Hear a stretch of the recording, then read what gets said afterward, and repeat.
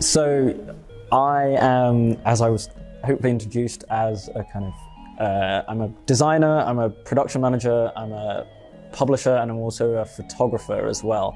And you'll have to forgive me having to pause and stop for Imehan to translate. We'll have to get used to that because I like to go off on tangents and go down weird alleyways and not stop talking.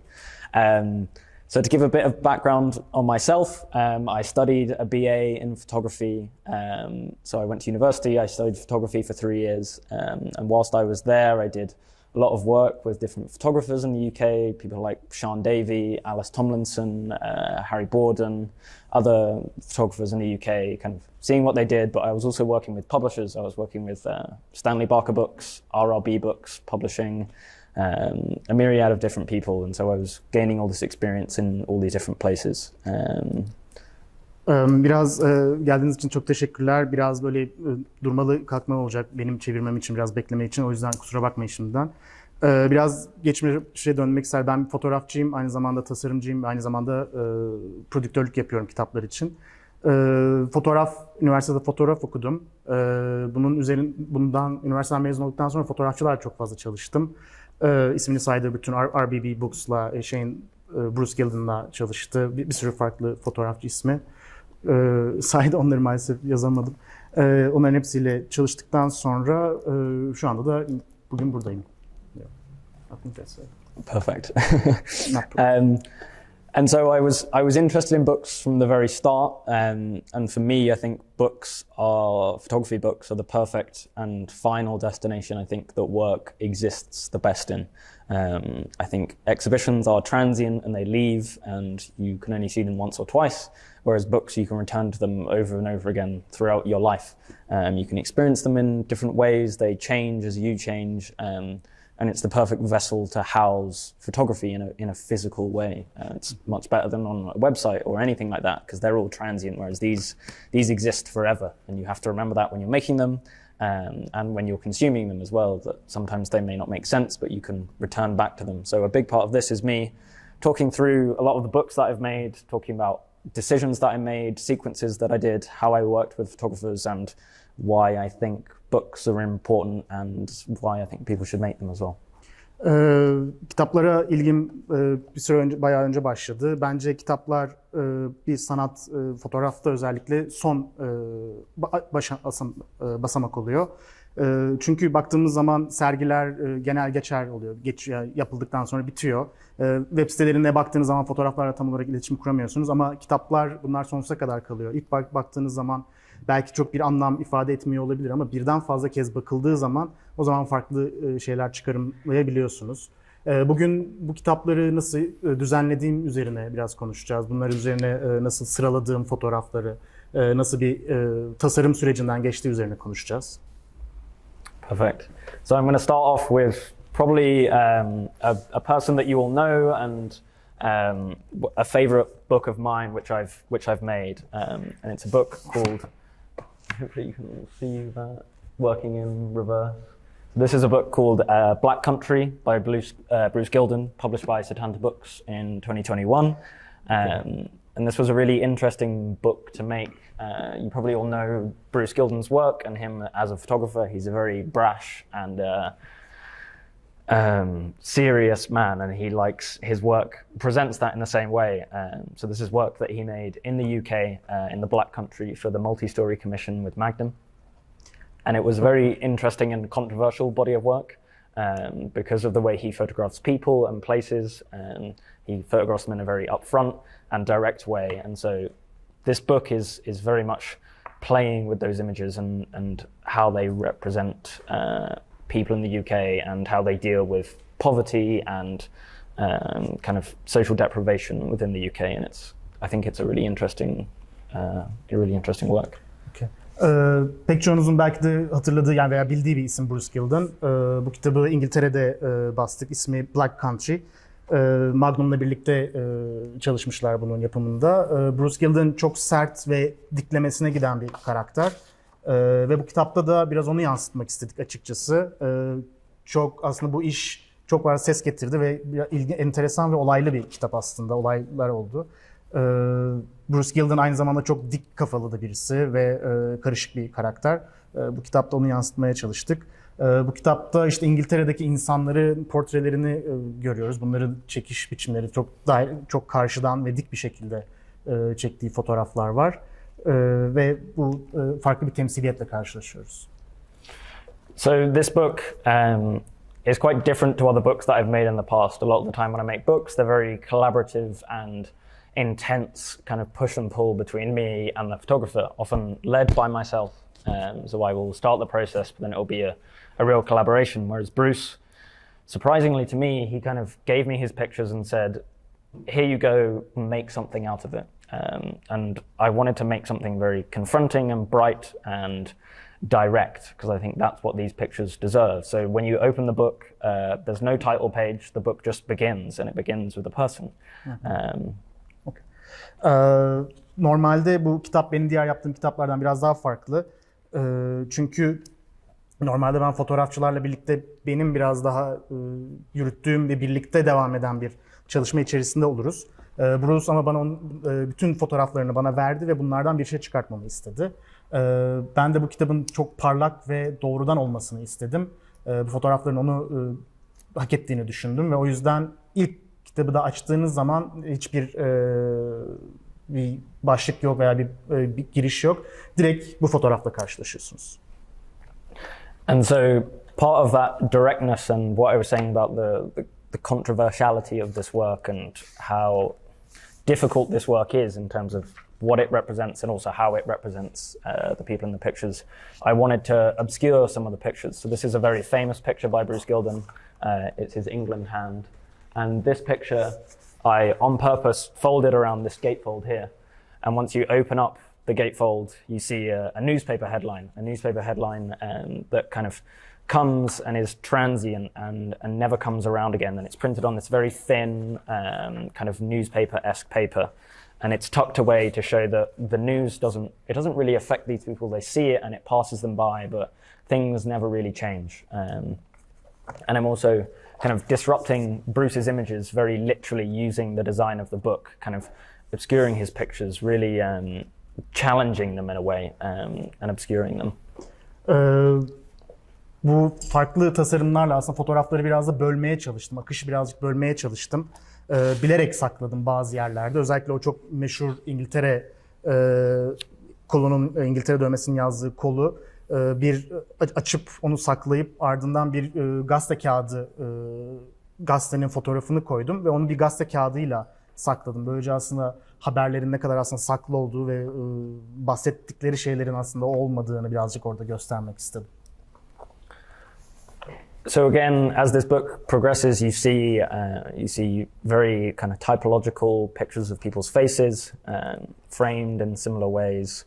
And again, it's confronting and confusing, and you have these very quite oppressive ways of presenting the images. There's no white space, there's no room to breathe. That's in the wrong place. Burada aslında fotoğrafları direkt karşıdan biraz tipolojik bir şekilde görüyoruz portreleri. Çok karışık ve karşılıklı. Özellikle boşluk bırakmadık ki nefes almasını istemedik izleyicinin. And for me, it was really important to make sure the printing of this book was incredibly glossy and bright. And we worked really hard with our printer, which is Masmatba in Istanbul, which is run by Ufuk. I think he's one of the best printers in the world. He's a really amazing man, and we spent countless hours printing this. So it took 4 or 5 days of printing for 19 hours straight to make this book as vibrant and as expressive as it is. And it's very hard to show over here. But when you look at the book, hopefully afterwards, if you haven't seen it already, you can see just how vivid and clear this printing is. Bu kitabı özellikle parlak ve pırıl pırıl olmasını istedik baskıda.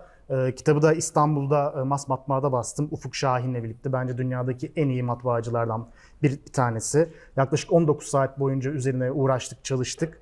Bu pırıl pırıl görüntüyü yakalayabilmek için, canlı görüntüyü yakalayabilmek için. Televizyondan tam fark edilmiyor ama kitabı daha sonradan incelerseniz ne kadar her şeyin net olduğunu ama parlak olduğunu görebilirsiniz. And this book is bound in a very weird way. So it's bound here using these metal screws, and you can see it goes through the front and the back. And I wanted this to almost appear like a manual you could find in the back of a garage that you would pull out of the shelves, and it would tell you some information about a car or anything like that. So it has a very kind of, it uses the vernacular of the area which it documents, a word which I find difficult, and using things like that is sometimes challenging. But for me, I think this work, it worked really well. Bu kitapta özellikle daha farklı bir neydi? Binding kullandık. Yani o etrafındaki kitabın şu kısımlarını özellikle bu şekilde yaptık ki hani biraz daha sanki bir garajdan bir el kitabı alıp içerisindeki imajları bulabileceğiniz bir şekilde olsun istedik. Biraz daha aslında çektiği muhitteki, çektiği yerdeki hissiyatı yansıtacak bir kapak oldu. Kapak tasarımını bu şekilde yapmayı tercih ettim. I'm very, very proud of this book, but we did have some backlash against it. The woman who commissioned the body of work was very upset by the book, and she thought the way it showed people alongside insides of garages and some kind of explicit images of women, she was kind of upset about that.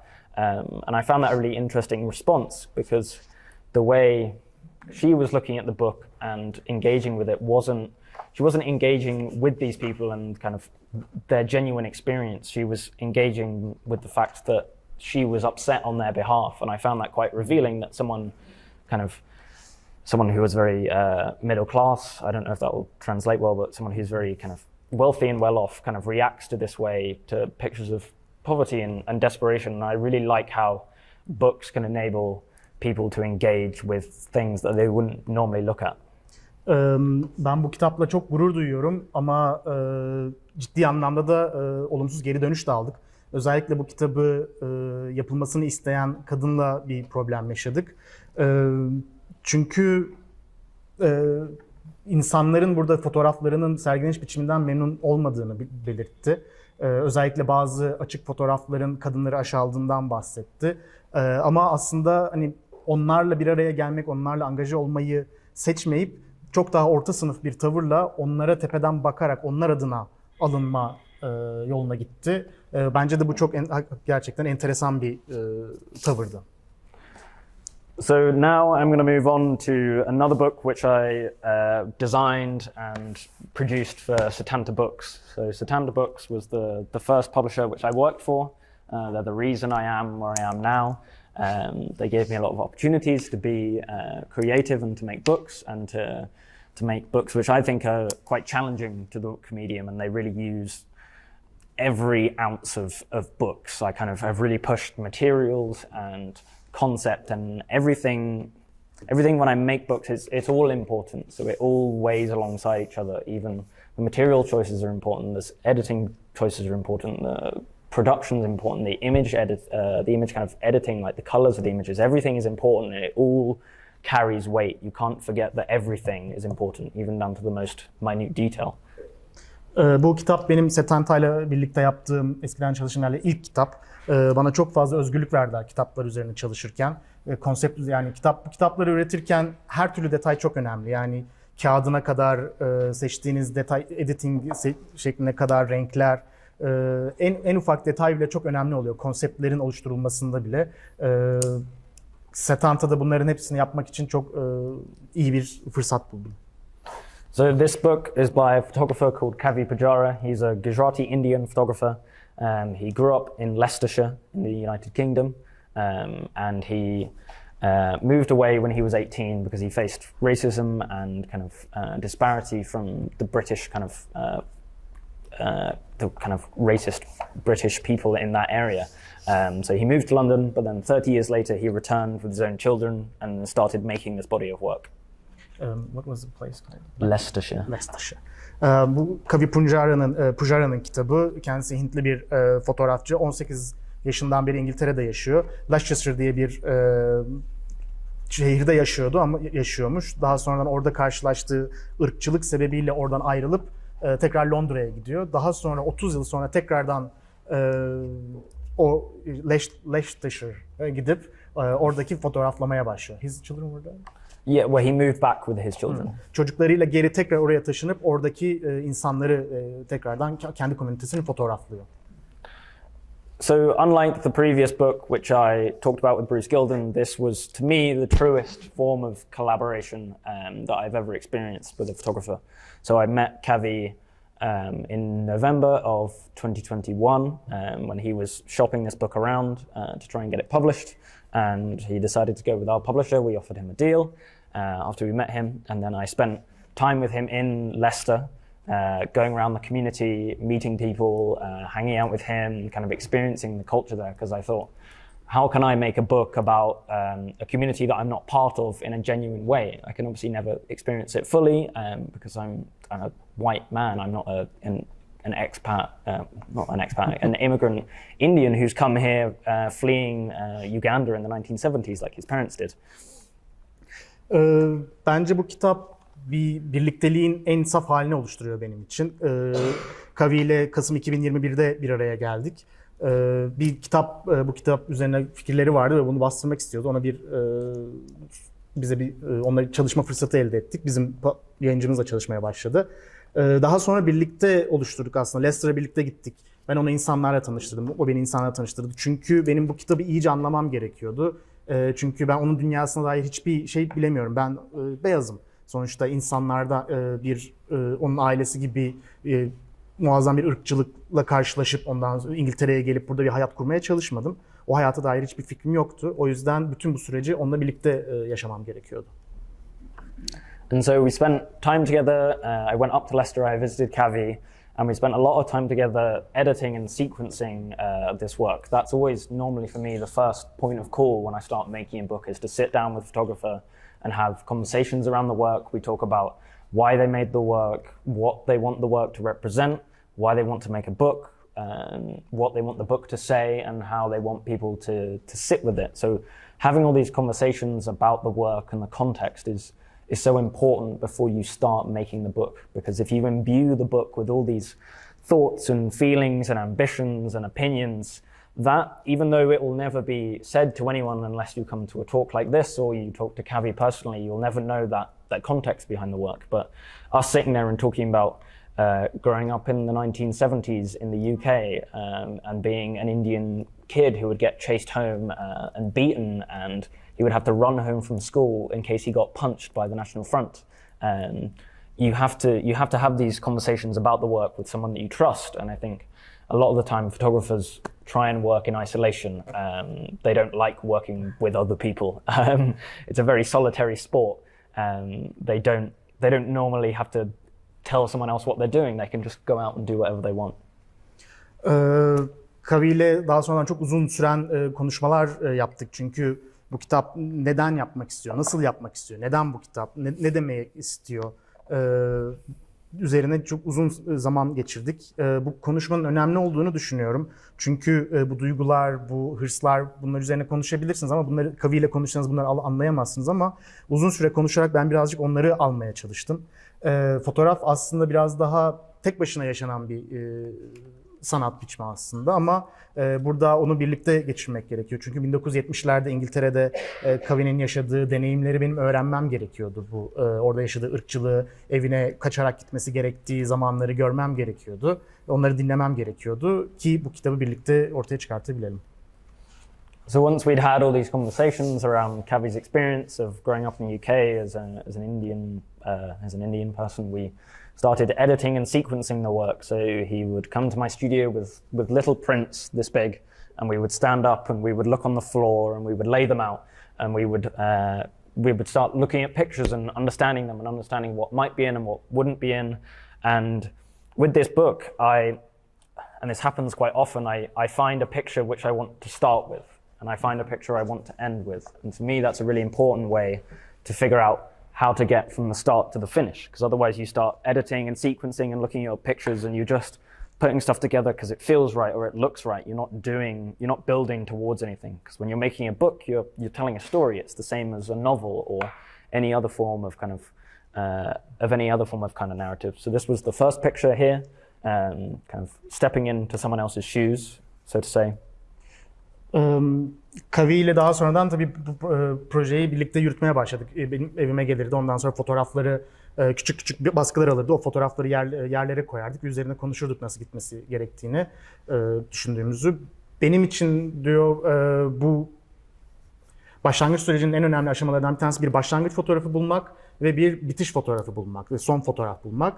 Bu ilk fotoğrafta da başka birinin ayakkabılarını giyip başka birinin yerine koyup kendimizi tabiri caizse kitaba başlıyoruz. İlk fotoğrafla. First image. So the first picture, you're stepping into someone's shoes, you're trying to experience a culture which predominantly the people who buy these books they won't be Indian people, they'll be kind of people like us, people in this room, kind of visually literate, culturally aware, middle class people. So you're stepping into the shoes of someone you don't really know, someone you don't really understand. Ve bu ilk fotoğrafta başkasının hayatına birazcık girerek, başkasının yerine kendimizi koyarak başlıyoruz. Çünkü muhtemelen bizim asla bilemeyeceğimiz bir hayat, kültürel olarak farkındalığı olan, orta üst sınıfa ait biraz daha insanlar olarak asla belki de bilemeyeceğimiz bir dünyaya adım atıyoruz aslında. And so I always knew that I wanted this to be the last picture in the book. Ever since we first started working together, I knew this had to be the last picture. This is a young Indian girl, actually transgender, so they're gender neutral. So this is a young Indian person, and for me, this image is full of hope and it's full of excitement for the future. And I really wanted to end in this way. I didn't want to end in a sour way because that's a big part of the kind of the hope of moving here is the hope for the future, and I wanted to keep that moving forward because this book moves in and out of different spaces in rejection and acceptance of Britishness. Bu fotoğrafla bitirmek istediğimi başından beri biliyordum. Genç Hintli bir kız fotoğrafıyla aslında trans bir birey. Ve bana bu fotoğraf umut veriyor ve heyecanlı bitirmek istedim kitabı. Gelecek için önemli olduğunu düşünüyorum. Daha parlak bir gelecekle aslında bitirmek istedim ve yani kötü bir tonda bitsin istemedim. Çünkü kitap İngiliz olmanın gerçekleriyle giriyor ve çıkıyor ve bununla birlikte daha umut dolu bir şekilde bitirmek istedim kitabı. And so you start building a sequence, and it's always frustrating every single time I make a sequence. I have done it over 30 times now for even just fully produced books that I've done here. I've done it lots of other times with my own work, with the work of friends. I've done it countless times, but every time I open a book and I start sequencing work, it's terrifying because I almost forget everything that I've done in the past, and I don't know what's coming next. So if you feel that, it's a perfectly normal thing to feel. It's kind of an act of aggregation. So you pick up the prints for the first time, you might know maybe the start and the end, and you might stand there for a few hours just looking at the pictures, wandering around. I quite like to stand up and walk around, but you get confused and you get angry and you don't understand where it's going or what you're making, but you're allowed to get frustrated. And then you put the prints away and you forget about it for a while. Bu süreç her zaman benim için biraz zorlu bir süreç olmuştu. Şu ana kadar 30 kere yaptım. Kendi fotoğraflarımla yaptım. Arkadaşlarımın fotoğraflarıyla da yaptım. Ama sıralamaya gelince iş her seferinde sinirlerim bozuluyor. Çünkü hep korkutucu bir süreç oluyor. Ve ilk kez fotoğrafları alıp onları koyduğum zaman onların tepesine durup saatlerce bakıyorum. Genelde hepsini yere serip onların etrafında dolaşmayı tercih ediyorum. Ama her seferinde benim için zorlayıcı bir süreç oluyor. O yüzden bunu siz de yaşıyorsanız son derece normal olduğunu bilin. Ben her seferinde, çünkü ne yaptığımı her seferinde unutup baştan başlamam gerekiyor. Bu sürecin biraz da doğasında var. And so the second time you get out the box of prints, you'll put them out maybe in some order that you did before, or you didn't make an order and you're still frustrated, and you get them out. And then you look at them again and maybe one or two pictures start to make sense, or a pairing makes sense, or a little sequence makes sense. And then you get frustrated and you put them away again. And then you get them out again, maybe a week later, and you put them out again, and then it starts to make a bit more sense, but you still get angry and you still get frustrated, but you've made a little bit of progress. And then you do that over and over and over again. And that's how for me, I build sequences, is really living with the work and understanding it and seeing all possibilities. So there are many games which I play with myself while I'm doing this. probably to be creative, but also to fend off boredom and frustration. So sometimes I will get the stack of prints and I will make a sequence of every third picture. So I'll take the stack and I'll do 1, 2, third picture out, 1, 2, third picture out. And you can make a sequence that way. Because bringing chance into the work is really exciting, because when you go out and make pictures, there's a lot of chance that happens. You don't know who you're going to meet or what the light is going to be like, and you suddenly, something appears and it's perfect. And you make a picture which is great. And you have to bring some of that editing and sequencing, like some of that joy into the editing and sequencing, and some of that surprise into the editing and sequencing. Okay. İlk seferinde belki birazcık canınız sıkılmış olabilir. Ondan sonra alıp bütün fotoğrafları yerine koyarsınız. Sonra ikinci kez aldığınız zaman biraz sıralamayı kurcalayabilirsiniz, bakarsınız. Tekrar canınız sıkıldıktan sonra bir hafta sonra bırakıp tekrar aldığınız zaman belki bu sefer bazı şeyler anlamlı gelmeye başlar. Belki bir ikili hoşunuza gider, belki bir üçlü hoşunuza gider. Oradaki ilerleyiş bir farklı gelir. Biraz aslında işle birlikte yaşamak gerekiyor, biraz işi anlamak gerekiyor. Aslında biraz şans da var bu işte. Bazen ben de bütün fotoğrafları elime alırım. Her 3 fotoğraftan birini koyarım. Bu da birazcık işe heyecan katıyor aslında. Şansın da burada bir rolü olduğuna inanıyorum. I remember early on in the conversations I was having with Kavi, you can see a lot of the books that I make here are quite, they're quite English, they're quite dark, they're quite subdued in terms of their design. But Kavi's, we really didn't want that to be the case. Being in Leicester, a big part of the community is all these colours and all these kind of joyous colours. It's much more interesting than it is in a lot of England, because they paint the walls amazing colours. They all have a great appreciation for gold and gold jewellery. So we wanted to imbue the work with that, and we really wanted it to be bright and exciting. And I think it really represents the way that I experience this community. I think that Kavi experienced this community as well. Benim diğer kitaplarıma bakacak olursanız hepsi biraz fazla İngiliz aslında. Biraz çok karanlık ve depresif, ama Kavi'nin işinde o aynı tonu yakalamak mutlaka renkli olması gerekiyordu. Çünkü renk bu insanlar için çok önemli. Özellikle mesela parlak olması çok önemli. Altının önemli bir yeri var bu topluluk için. Onu sürekli vermek istedik ve farklı bir hisle gitmek istediğimizi başından beri biliyorduk. And once the sequencing had begun and we'd really started breaking the back of it, that's when design ideas started to come, and when production ideas started to come, and it's like a snowball that gets rolling. It starts picking up ideas, and then other things start revolving around in my head, and I think, oh, maybe we could do this, or maybe we could do that. And all these ideas that I have from production experiences and bookmaking in the past all kind of revolve around my head, and I have, the way I speak about making books is that I kind of, you build some walls. Like you have 4 walls around you, and you can do everything within those 4 walls, but you can't reach out of them, which for me is really exciting, because within those 4 walls there's rules, and you have to get really creative with those rules. So it might be rules about the number of pages, or the budget, or the size of the book. So you make these walls, and it allows you to kind of be restricted in some way, but that restriction is really good, because it allows you to find ways around it, or find interesting ways to get through it.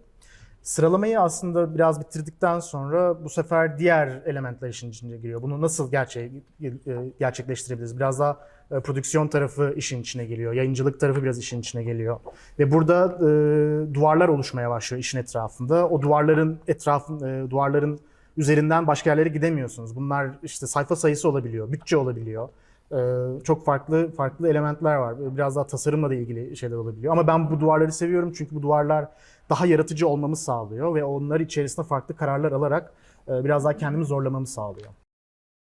And again, like when we were sequencing the work, my design process is a lot of trying, failing, messing things up, and seeing what comes out. Sometimes by accident things come out. So, for example, the line on the spine of Kavi's book is a golden line, and the place where Kavi lived is called the Golden Mile in Leicester. It's the portion where the Indian community live in Belgrave in Leicester. And so we wanted this golden line to be really important. But that golden line also carries through into here on these end papers. There's golden lines which run through the book. And so it all is part of this mimetic experience of the book? Kitapta özellikle sırttaki bazı kazara da ortaya çıkan şeyler var ama çok niyetli olarak yaptığımız şeyler de var. Benim bu süreçte biraz deneme yanılmayı da yapmayı çok seviyorum. Özellikle önemli olan detaylardan bir tanesi sırtta yer alan bu altın çizgi. Bu altın çizgi The Golden Mile diye bir semt, Kavi'nin yaşadığı semtin ismi aslında. Ve kitabın içinde de aynı desenin devam ettiğini görebiliyorsunuz. And the type on the cover of this book is my favorite thing. So we have the golden line and this map. So this map is a kind of interpretive, expressionistic map of the area of Belgrade. So you could technically navigate Leicester using this map. You could say, let me open the book. So this is the Golden Mile here, which runs through Belgrade. And all these streets here are where everyone lives in Belgrade. And as far as I remember, Kavi used to live just up here. His grandma used to live just up here. So he would live and kind of experience these streets as a kid. But again, this book is not a real document of the area. It's a kind of his lived experience of it. And we didn't want to reproduce a perfect map of the area. So it's this sketch, this idea, this interpretation of the map. And then we have, on the front cover, we have this double-foiled, interwoven language. So we have the English in black, and it says "This Golden Mile," and then we have the Gujarati, which also says "This Golden Mile," but it's interwoven. Maybe you can see where it revolves around the S. And I remember the whole book hinged on this working. This is a very important part of the book. It's this interweaving of cultures and languages and coming together as one, which I think is so important. But I told the printer, I showed him the design, and I said, "This works, right? We can overlap it, we can intertwine it." And Ufuk said, "Yeah, fine. Don't worry about it." And then I go on press, and I show him the design. He's like, "We can't do that." And I was like, "Oh no! Hang on a minute! Like, that's not how the whole thing the whole book is built around this, really." And so we spent hours and hours testing all these different things, trying all these different things, and we ended up having to reprint this cover 3 different times. It had to be hand foiled by Murat, who's the production manager, because he messed something up as well. And so there's always mistakes, and everything is important, even those key details. Because if you would have put the English on top of the Gujarati, like just as it plainly on top rather than interweaving, that would have been the most colonial British thing you could do with the work.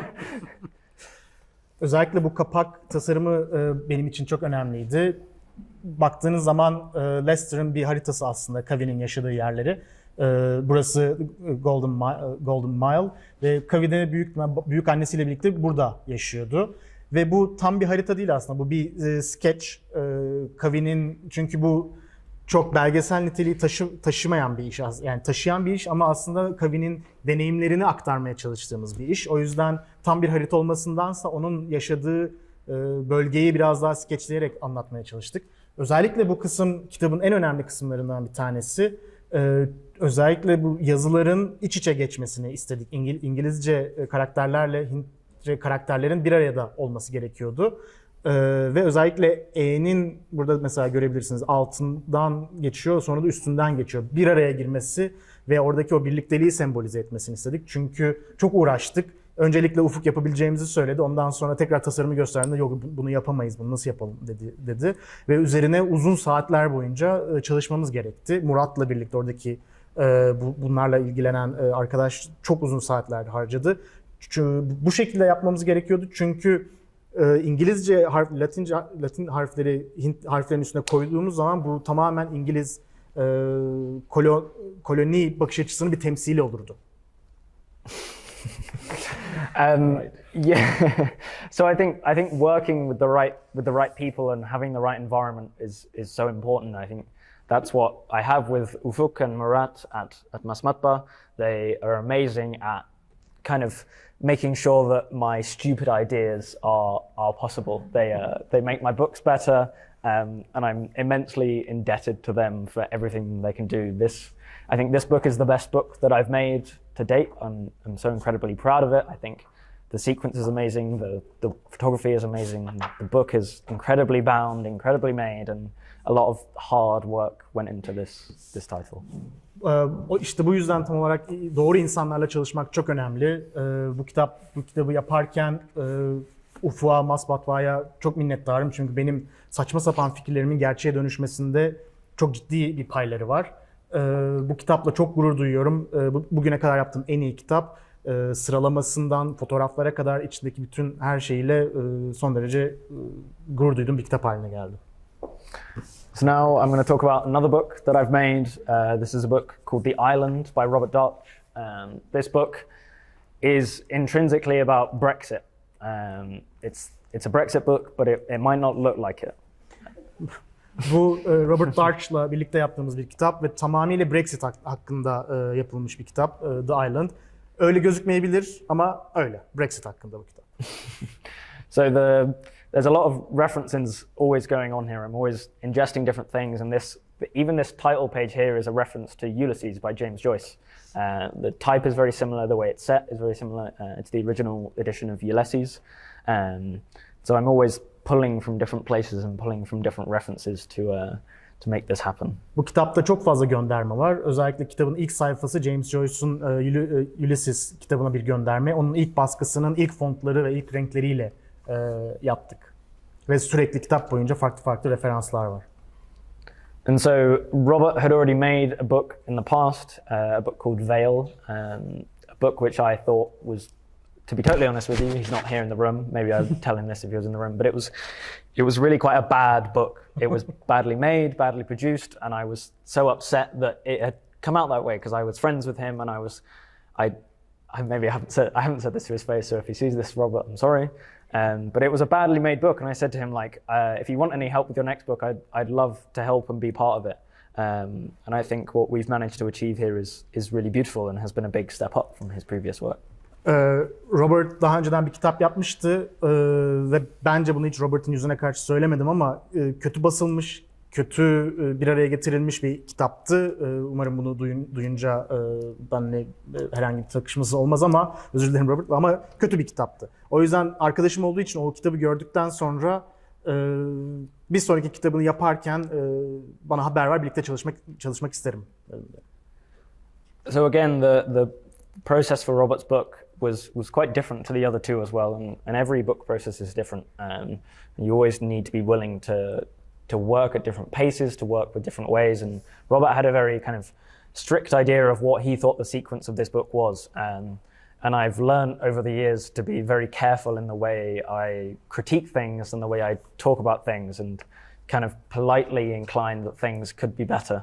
And that was definitely the case with Robert, and I ended up making some changes to the sequence kind of without asking. And I said to him, look, I've taken some initiative here. I think this is how we should sequence it. Just a couple of small, very small changes, and I explained why, and I think it made the book better in a way. And I think that collaboration and fighting, in a way, I think fight is the right word. You have to fight for these things. You have to argue about these things, but you have to have those moments where you are a bit pissed off or upset that make the book better, because you've spent a long time sitting there with this work, making this work, I hope, and really pushing yourself, and you have to do the same with the book, because this will exist forever, and if it's bad, it'll be bad forever.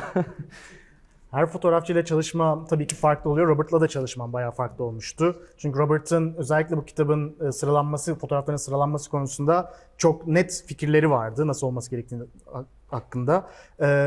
Ve ona da çok söylemeden aslında zaman içerisinde bunu nasıl yapmam, yani bunlar nasıl değişiklikler yapmam gerektiğini biraz öğrendim. Bazı değişiklikler yaptım Robert'ın haberi olmadan ve bu değişiklikleri neden yaptığımı ona anlattım. Ve burada bence doğru kelime kavga etmek. Kavga dövüş olmadan bu kitapları bu olması gerektiği haline getiremiyoruz. Çünkü birbirinize kızmak lazım. Çok fazla vakit harcıyorsunuz ve en sonunda sonsuza kadar kalacak olan bir iş ortaya çıkartıyorsunuz. O yüzden o kavga dövüşlerin olması işin umarım yani ortaya çıktığı zaman önemli, iyi bir hale gelmesi için çok önemli. And so Robert's book, it's to be totally honest with you, it's a very affordable book to make. The way it's made, so it's printed in a very wonderful printing house, but it's exposed spine. It's just a card cover, just a soft cover, but he needed it to be at a certain price point, and I had to kind of work with the printer to make sure that everything was in budget and everything was kind of affordable. I couldn't go crazy like I could with this Bruce Gilden book. This Bruce Gilden book was very expensive to produce. It's all hand done, all screwed together by hand. The special edition of this book is bound in stainless steel. The special edition of this book cost as much as this book. So the sky is the limit. You can pay as much or as little as you want to. And Robert's book was very affordable, and that's, again, one of those, like I was talking about, that box that you make, and it has different walls, and one of those walls is budget, because these are things we have to sell. They're not just vanity objects, and selling them is really important. And some people have lower budgets, some people have higher budgets, and the most important thing is that you can sell this work. That's what books are best for. Like, I know some people think artists should be struggling artists, or they should be, I don't know, dead before something happens to them. But selling books is so important, because that means more people see the work. And working within budgets is really important. You can make incredibly beautiful things within a budget. Bu kitapta da tabii daha önceden bahsettiğim gibi bazı duvarlarımız bir kutunun içindeydik.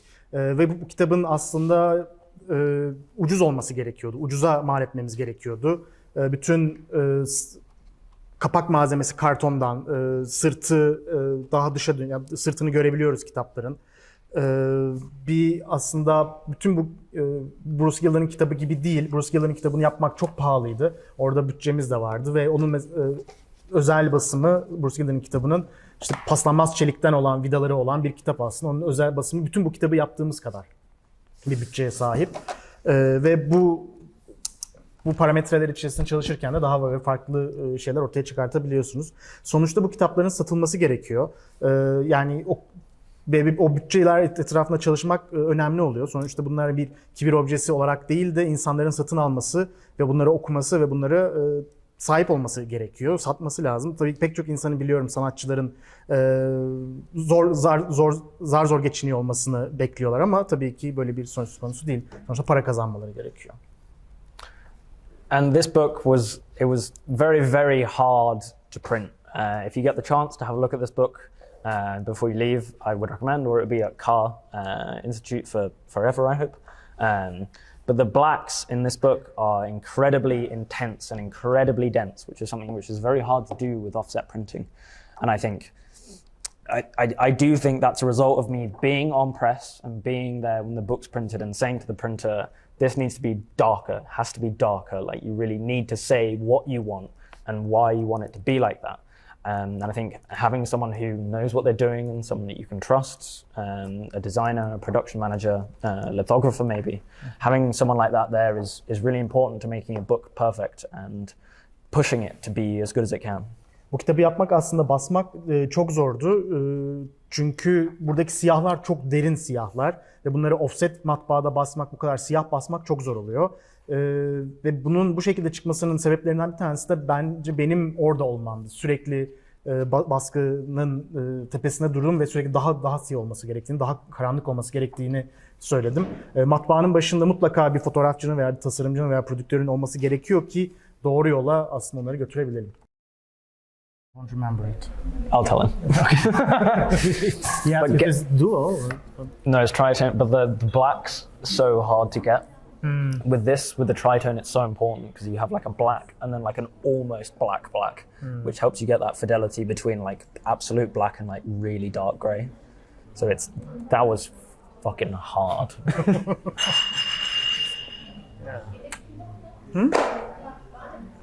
Yok. Okay.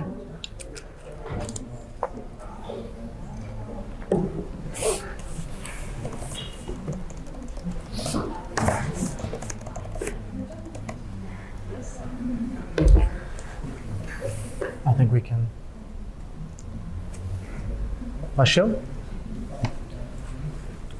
Başlamadan önce iki duyurumuz olacak. Öncelikle yarın portfolyo değerlendirmesine gelecek olanlar, burada olanlar varsa Gökmen'i bulabilirlerse bir saat yapalım. Ne zaman, saat kaçta gelecekleriyle ilgili bir çalışma yapalım.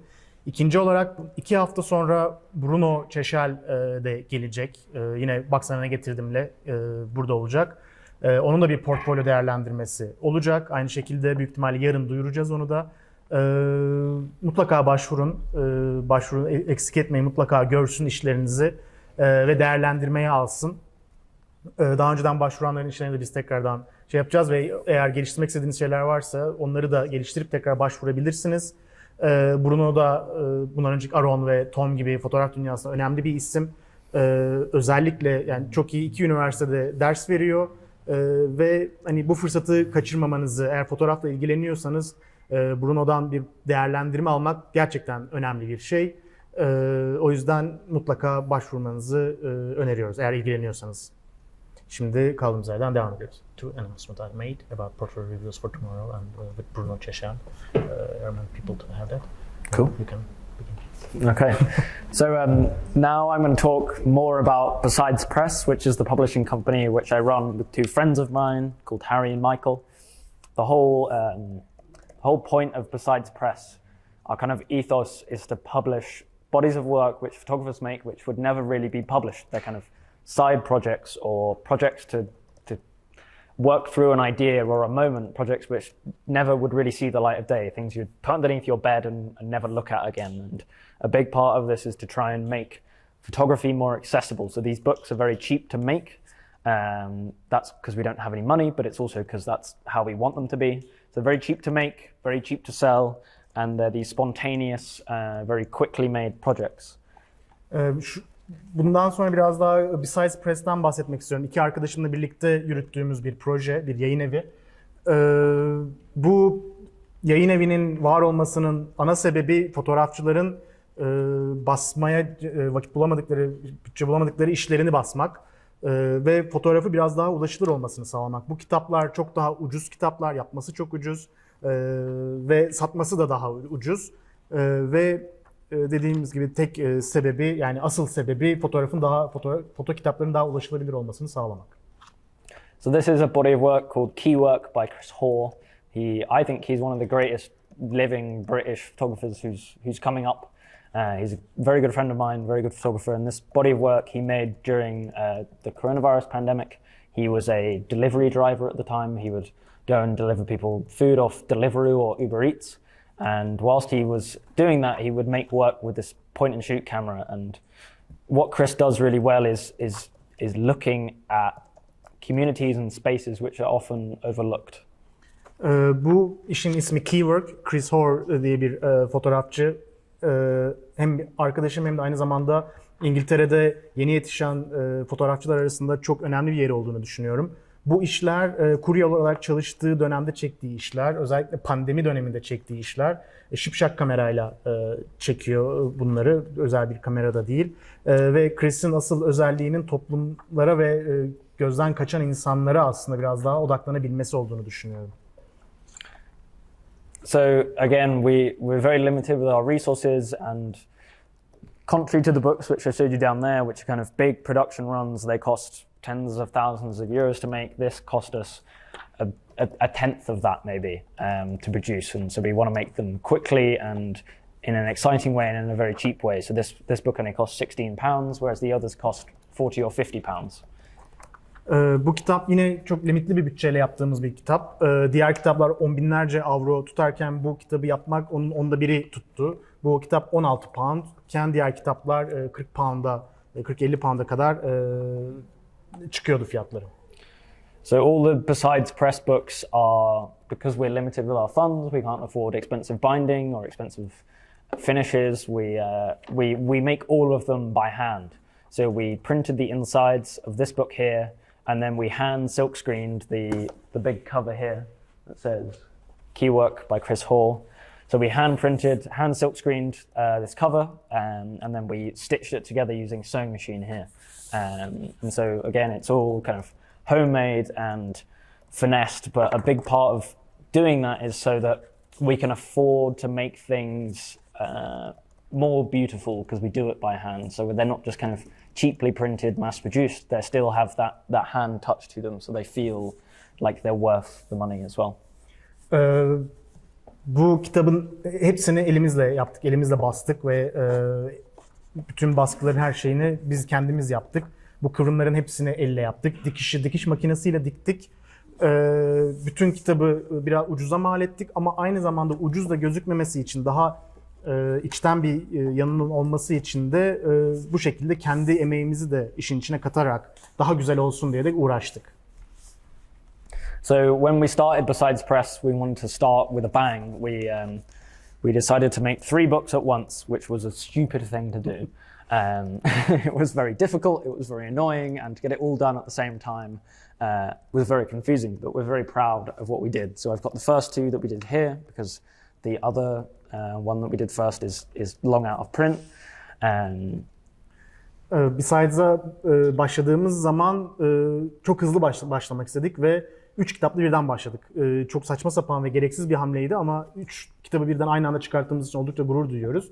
O yüzden bu 2 kitapla başlamak istedim. Üçlünün diğer kitabı ise basımı kalmadığı için şu anda onu gösteremiyorum. So this is the most popular book we've made and probably my favorite book that we've ever made. So this is a book called Murmurations by Billy Barraclough. He, during lockdown, again, there's a theme going on here.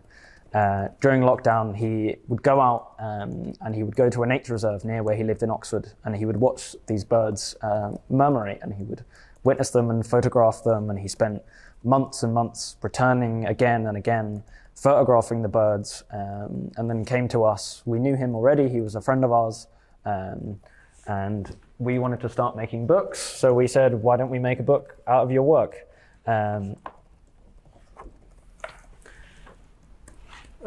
Bu yine bizim en popüler ve benim de en sevdiğim kitaplarımızdan bir tanesi. Bill Barraclough diye bir fotoğrafçının kitabı. Yine pandemi sırasında, kapanma sırasında yapılan bir iş. Burada bir tema aslında görebiliyorsunuz. Bill hem arkadaşımızdı hem de tanıyorduk da biliyorduk da kendisini. Oxford'da yaşıyor ve devamlı olarak gittiğinde kuşları seyrettiğinde, kitabın ismi Murmurations ve kuşların çıkarttığı o seslerden ilham alan bir isim aslında. Aylarca fotoğraflıyor ve ondan sonra da birlikte bir kitap yapmak istediğimiz zaman bize geldi ve bu işi üzerine çalışmak istediğimizi ona ilettik. Ve neden bunu yapmayalım deyip bu işi ortaya çıkarttık. So a lot of the times when I make books, especially books like this, it comes from sitting there and and folding bits of paper to see how I can make paper work in an interesting and exciting way.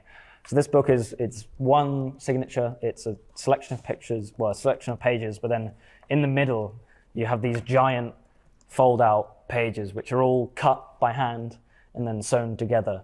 And a big part of this book and the way we sequenced it was around these big pages, but also around the idea of a murmuration. So the book starts out very quietly and very softly with one singular bird, and as you get to the middle of the book, this crescendo happens, and you're kind of in the midst of all these birds flying around and this euphoria of it all happening, and then slowly the book falls down again and quiets down. And we did that physically in terms of the book being able to open and spread its wings, but also literally in terms of the sequence. So they're all playing together, these things. It's movement, space, physical space, content. It's all balanced together. Okay. Pek çok zaman böyle bu kitaplar üzerine çalışırken aslında asıl yaptığım şey oturup kağıtları katlamak ve kağıdı nasıl daha heyecanlı bir şekilde izleyiciye sunmak üzerine düşünmek oluyor.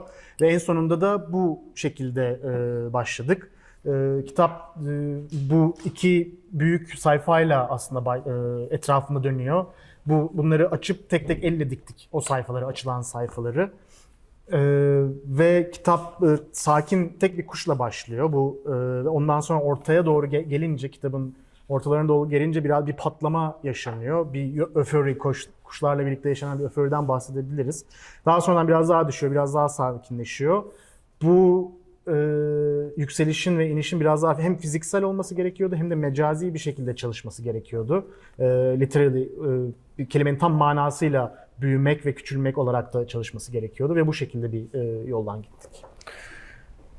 And so I was sitting there folding paper and I realized, oh look, if we fold a paper 4 times we can make it open like this and we can do this massive amazing image. And again, we print these very cheaply, but we really push it to its absolute limit. So we do lots of tests, we do lots of trials, we really experiment. And again, like I was saying before, you have these full walls that you can work within, and the walls, the kind of play area that we have for Besides Press is very small. The area we have with something like Kavi Pujara, the play area is very big because you have lots of time, you have lots of money, you have lots of these different things to play with. Whereas Besides Press, we have a very small area which we can play in. So we have to get very creative within those walls. Evet, bu kitabı kağıtlarla oynarken bu şekilde basarsak, bu şekilde katlayıp açarsak çok farklı bir sonuca ulaşacağımızı fark ettim. Evet, Besides'da ucuz bir şekilde basıyoruz ama limitlerimizi olabildiğince ne yapabileceğimize dair zorluyoruz. Yine dört duvar içerisinde çalışıyoruz Besides'da ama bu duvarımız bizim çok ufak. Çok fazla alanımız yok. Ne zamanımız ne de çok fazla paramız oluyor bu projeler çalışırken. Diğer kitap gösterdiği Kavi Pujara'nın kitabında ise hem zamanımız var hem paramız da var. Tabii ki çok daha farklı bir iş ortaya çıkıyor. Ama Besides'da bunların oyun alanımız çok dar olduğu için çok daha farklı şekilde çalışmamız gerekiyor.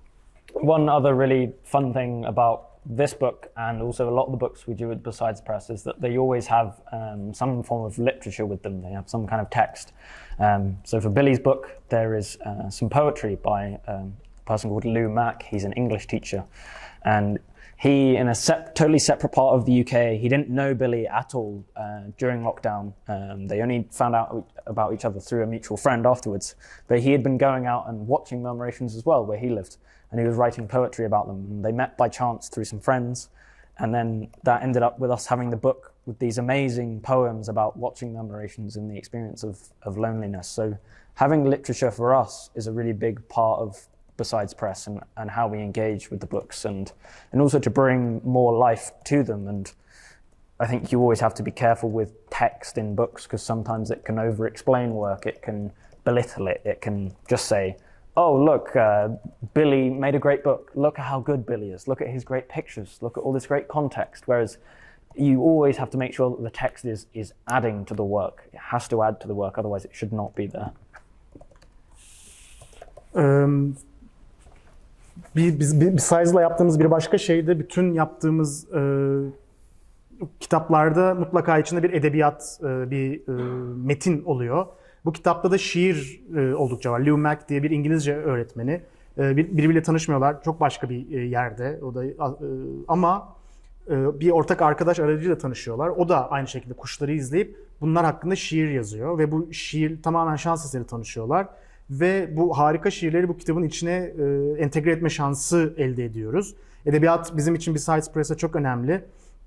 Biraz daha hayat katıyor bizim ortaya çıkarttığımız işlere ama metinle çalışmak her zaman çok biraz ince bir denge oluyor. Çünkü işin önüne de geçebilir ve fotoğrafı, kitabı ortaya çıkartan kişinin ön plana çıkartan, işte ne kadar iyi olduğunu, ne kadar onu öven işler olduğu üzerine de bir metin olabilir. O yüzden her zaman tekstle çalışmak birazcık dengeli olması gerekiyor. Mutlaka işi ön plana çıkartması gerekiyor. İşin önüne geçmesi değil, onu ön plana çıkartması, onu desteklemesi gerekiyor. And so this is the most recent book that we've made with Besides Press. Besides Press. It's called Hidden by Elena Subach. She is a Ukrainian photographer, and we really liked her work before the war broke out. We always wanted to do a book with her, and when the war did break out in Ukraine, she was in Lviv, and when she was there, she realized that the government were protecting these artworks, statues, churches, artifacts of importance. And they were protecting them from Russian bombings, from also being stolen. They would put them underground in hidden basements in the middle of nowhere, and they did this because that's how people degrade cultures. They take away their artifacts and their art, and they destroy their culture in that way. They get rid of it. And so Elena documented them protecting all this artwork. Bu da en son bastığımız kitap. Elena, Ukraynalı bir fotoğrafçının işi. İşini zaten çok seviyorduk, birlikte çalışmak istiyorduk. Savaştan önce de biliyorduk neler yaptığını. Savaş başladığında Lviv'deymiş ve Ukrayna hükümetinin bütün önemli heykelleri, kiliseleri, eserleri koruma altına, hem bombalardan koruma altına almak için sarıp sarmaladığını hem de pek çoğunu da kimsenin bulamayacağı farklı gizli alanlara, depolara götürdüklerini görmüşler. Çünkü insanların, yani daha bu savaşta da kültürün yok edilmesinin, bu eserlerin yok edilmesinin bir araç olduğundan bahsediyor ve Elena'nın bunları çekerek aslında birazcık daha o sürecin önüne geçmek istediğinden bahsediyor. So this book, for me, is quite different to the way I normally sequence pictures and work. It ended up being almost kind of different sections. There's the first section where you're outside, where you're experiencing kind of the facade of this covering up, and then you go inside to these churches, and you see what's happening inside. And you slowly go through into different sections. You see some of the artworks, and then you see people dismantling. And these pictures here are really incredible to me. They're almost biblical in a way. There's a very specific picture which we'll get to in a second, which feels almost like if the Bible had pictures in, this would be a picture that was in the Bible. Like it's so incredibly kind of sad and mournful and protective and close as well.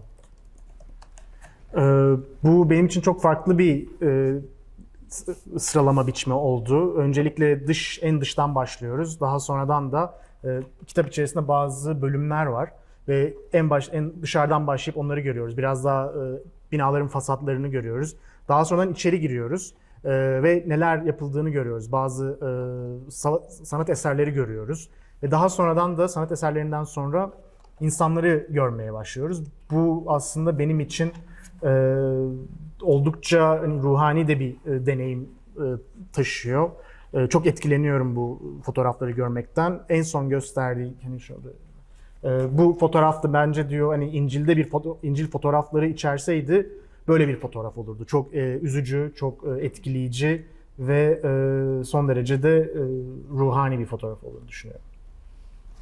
And so you have these different sections of work, different kind of closeness, and then once you get towards the back, you get this section which gets engulfed completely in darkness. These pictures of kind of artworks suspended in almost nothing, in complete darkness. And you can tell it feels like they've been tucked away in a dark void. But the interesting thing about these pictures is that when the government agreed to let Elena take these pictures, some of them had to be completely hidden from view. They couldn't know where they were because the Russians might figure out where they are and come steal them. And so what she did was she photographed these objects where they were and then very carefully removed the backgrounds with in Photoshop, in After Effects. And we saw these pictures and we fell in love because it looks like they're suspended in the middle of a void of darkness. It's confusing and upsetting and it's wonderful. Farklı bölümler olduğundan bahsettim ve her bölümde biraz daha yakınlaşıyoruz aslında eserlere. Biraz dışarıdan başlayıp daha içeri giriyoruz ve bu en son bölümde de tamamen bir karanlık içindeyiz. Sanat eserleri artık tamamen kapanıyor ve bir karanlık içerisinde kalıyorlar, bir boşluk içindeler. Burada enteresan olan şey, hükümet Elena'nın bu fotoğrafları çekmesine izin verdiğinde nerede olduğunun bilinmemesi gerekiyormuş. Yoksa aksi takdirde Rusların onları bulup yok edeceğinden endişe ediyorlarmış. O yüzden Elena bunları Photoshop'ta tamamen zifiri karanlık içerisinde bırakan bir çalışma yapmış. Ve bu fotoğrafları görünce inanılmaz etkilendik. Çok karışık, üzücü ve o karanlıkta havada kalma hisleri bizi çok etkiledi. And again, we have a text in this book which I think is really beautiful. It's by a Ukrainian author who Elena said, "Oh, I know an Ukrainian author. I'll get him to write something for it." And then once we published the book, we realized he's one of like the rising stars of Ukrainian literature, and it's one of the most beautiful texts I've read. It's about a saint in Ukraine called Jan of Dukala, and he basically watches over Lviv. He's on the highest point in one of the churches in Lviv, and he looks down over the population and protects them, but he's blind. And it's all about them taking this statue down and coming face to face with their blind savior. Ve yine tabii ki bütün diğer kitaplarda olduğu gibi bunda da bir metin var. Bu metnin bence en güzel tarafı Ukraynalı bir yazar tarafından yazılan bir metin. Elena'ya bunu söylediğimiz zaman tabii demiş, o tanıdığım bir yazar var, o yazabilir demiş metni. Ama işin en güzel tarafı, yani daha sonra fark ettik ki edebiyat dünyasında ciddi bir yükselen bir yıldız olduğuydu bu yazarın. Ve okuduğum en güzel metinlerden bir tanesi Lviv'in kutsayıcısı hakkında bir metin, onun körlüğü üzerine ve daha sonradan da insanların ona ulaşıp onun körlüğüyle birlikte Lviv'in kutsaması üzerine. That's fine, that's fine. So now I'm going to talk a little bit about Photo Editions Books, which is another publisher which I run with a man called Martin Amis. He's not the British author, he's the British photographer, Martin Amis. He runs Photo Bookstore, which is a wonderful resource for, even if you can't buy the books because the shipping is expensive, on his website he has video flick-throughs of every single book that has basically ever been published. It's a really great resource. So I publish books with him. I'm just going to talk through a few of them. So this is the first book we made together. This is Martin's own book. We made this in 2020, and now there's a lot I would change about this book, but I'm very happy with it. Biraz daha Photo Editions'dan bahsetmek istiyorum. Martin Amis'le birlikte yürüttüğümüz bir proje, birlikte çalışıyoruz. Aynı zamanda Photo Bookstore'un da sahibi. Basılan bütün, yani çok iyi bir kaynak. Basılan bütün kitapların olduğu videolar içeriyor. Tek tek orada bütün sayfaları görebilirsiniz. Vimeo'da var bu arada. Photo Bookstore'un bütün kitaplarını oradan görüp izleyebilirsiniz. Bu kitap Martin Amis'in kendi kitabı, 2020 yılında bastık. Şu anda çok daha farklı şekilde yapardım ama yine de memnun olduğum bir kitap. And so this book it harks back to traditions of American books in a way. Books like The Pond by John Gossage or Robert Adams' Summer Nights Walking. It's the experience of walking through the British landscape, and it holds a lot of the kind of the weight and the energy of Charles Dickens's Kent. This is all shot in Kent. It holds the weight of that. It holds the weight of Brexit. It holds all this weight behind it. And again, we had those conversations about the context, about Dickens, about Brexit, about being lonely. And to be really honest with you, this book is about losing a love. It's about a divorce and about losing a connection with a person and trying to find connection in nature. And so we wanted this book to be quite dour in a way, and quite melancholic and looking back and reflective. And I think the sequence reflects that. It almost runs around in a circle. The start finishes, and it starts and finishes in a very similar way.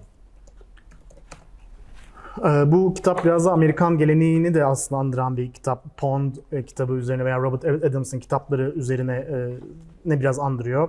Biraz Charles Dickens vari de bir havası var. Charles Dickens'ın Kent romanı gibi bu da Kent'te çekilmiş bir fotoğraflar dizisi. Biraz yine Martin'le konuştuk, biraz daha işte Brexit üzerine konuştuk, biraz daha bu kitabın ne olması gerektiği üzerine konuştuk. Aslında dürüst olmak gerekirse bu kitap bir boşanma sonrası geçen bir kitap. Doğayla yeniden barışma üzerine, doğayla yeniden bulma üzerine, biraz geriye bakma üzerine ve biraz o yüzden daireler etrafında aslında dönüyor.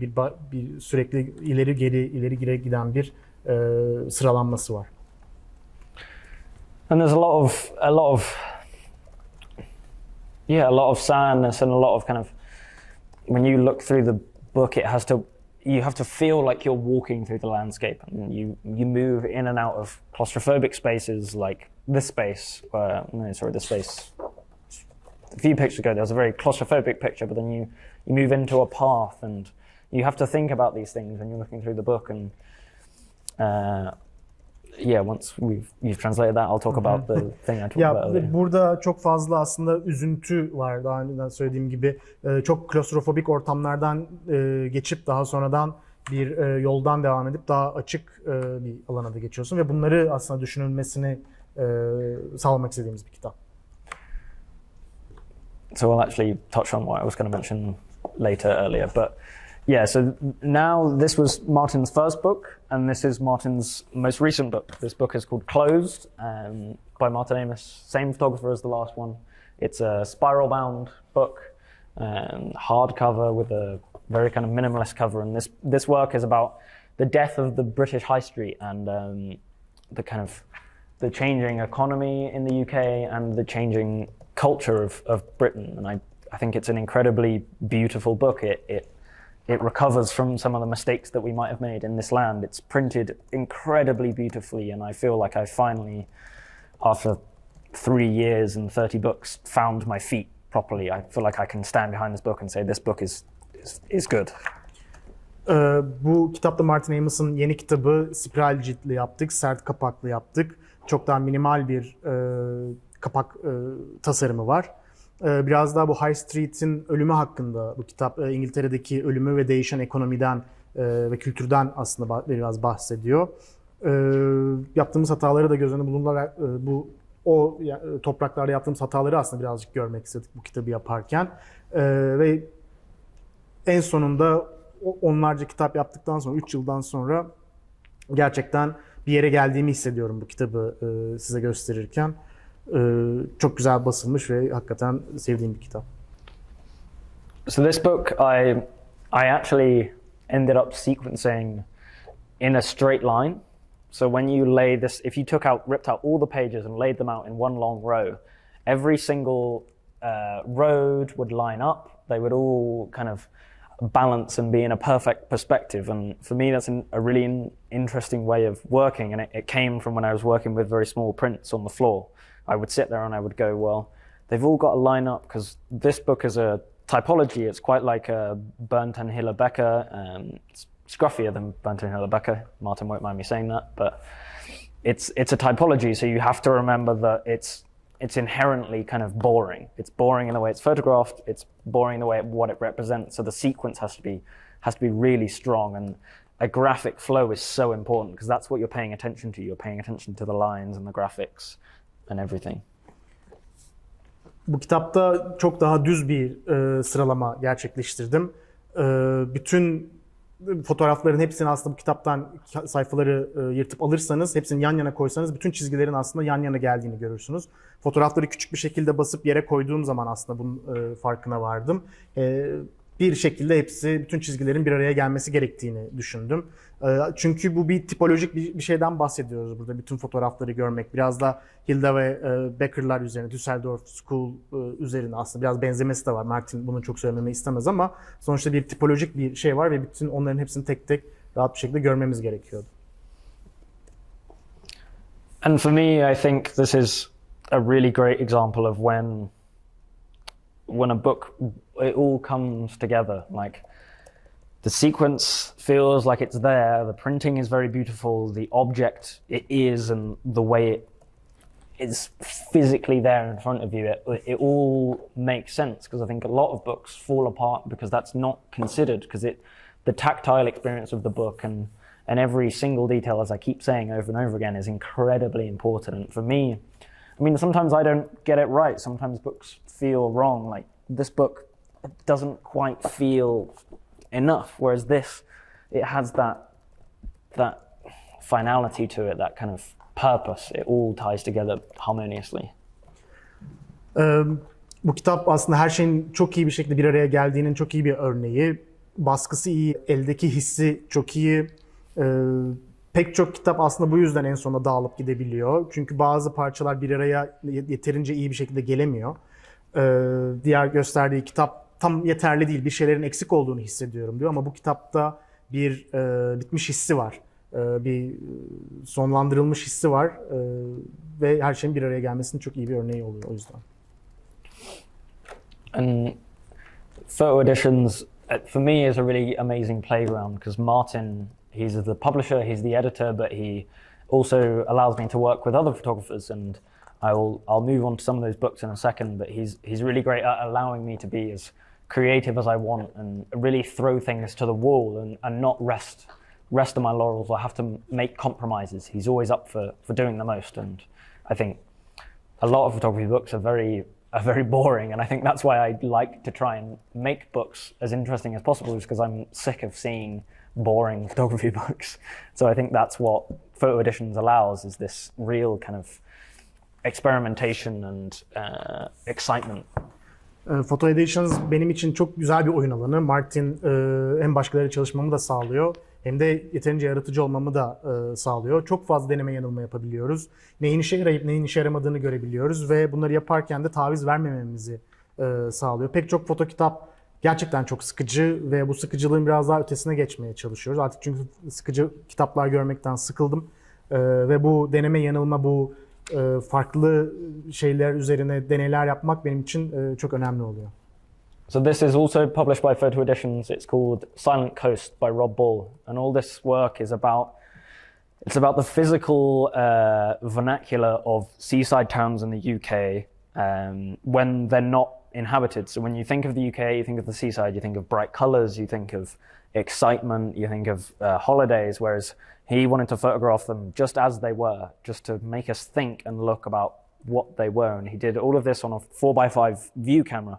And when you shoot on 4x5, maybe some of you have to physically turn the camera to shoot portrait and landscape. And this book, you physically have to turn the book to look portrait and landscape. So you have to really interact with the book. And I think, again, that's something that's important. A lot of the time you sit there and you look at a photography book like this and you go, oh, yeah, that's good, no, very easy.